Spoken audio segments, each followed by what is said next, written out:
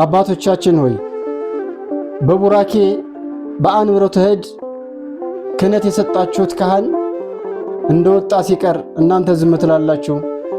ክርስትና ያነሳችሁት ምእመን ሲሞት ሲገደል ዝም ትላላችሁ። ድረሱልኝ እያለ አባቴ አባቴ እያለ ለሚጠራ ምእመን መልሳችሁ ዝምታ ነው።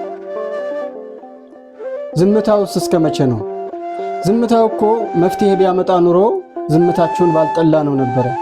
ዝምታው ግን አንድን ቀን መፍትሄ አምጥቶ ያውቃል። እንደውም ዝምታው የባሰ ያስናቀን መሰለን። አባቶቻችን ዝምታችን እንደ ሞኝነት የተቆጠረ መሰለ።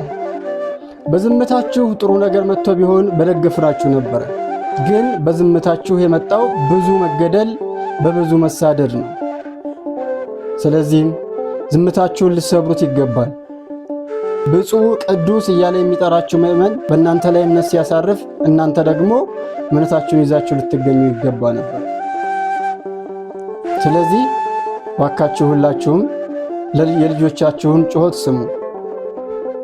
አባቶቻችን ድሮ እኮ አባቶቻችን በታሪክ እንደሰማነው ከልጆቻቸው ቀድመው እኔን ግደለኝ የሚሉ ነበሩ።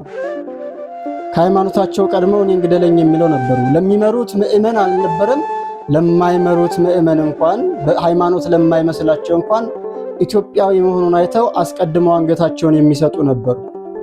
የዛሬዎቹስ